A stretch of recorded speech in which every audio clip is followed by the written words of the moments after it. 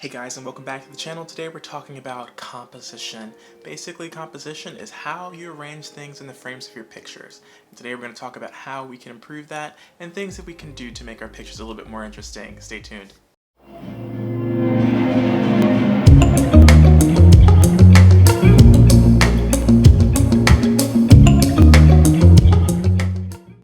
So everyone in the world who has ever snapped a picture, whether they're an amateur photographer, a professional photographer, someone who just does it for fun, all of those people have dealt with composition in some way, form, or fashion. You decide who you want in your picture, what you don't want in your picture. Do you want this background? Do you want a different background?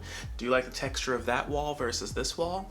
All those different things come in when we're talking about the composition of our images. So it's very important that we understand how we can change different things, whether it be perspective, introducing leading lines, or framing your subjects using natural frames to help make your pictures more interesting. So here's a few things right now that you can do to help improve the composition of your photos. First things first, let's talk about leading lines. Leading lines are lines that come into your frame and point towards your subject.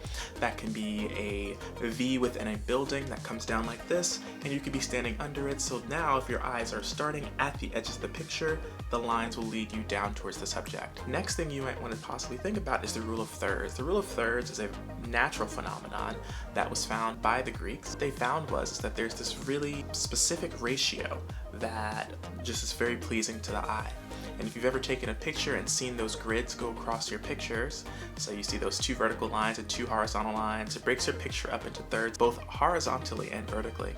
And what you can do then is use those lines to help better compose your picture. So we read from left to right, so it's very pleasing to the eye when the subject is in that top left intersection of the line. That's where our eyes will naturally start, then they will go to the right. Another tip you can try is changing your perspective in where you are in terms of your subject. If your subject is right in front of you, it might be better for you to move off to the side. Maybe there's something in the background that you can use, like leading lines or framing, in order that you're not seeing because you're right in front of your subject. So move around your subject, get different perspective, and figure out what is going to be the most interesting picture that you can take in whatever situation you're in, because sometimes it's not always straight in front of the camera.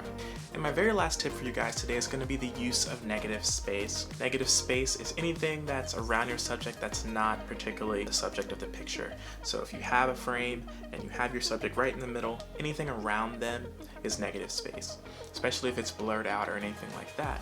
So in order to sometimes drive that composition, you might want to reduce the negative space just a little bit, or you might be really trying to emphasize how small something is compared to how big the surrounding is. So you might want to have the subject very small, but then you have a lot of negative space showing this massive amount of space around your subject. And that's all I have for you today, guys. Thanks for tuning in. It was just a nice quick video. Please like, subscribe, and leave a comment below. And also check out the other videos on the channel.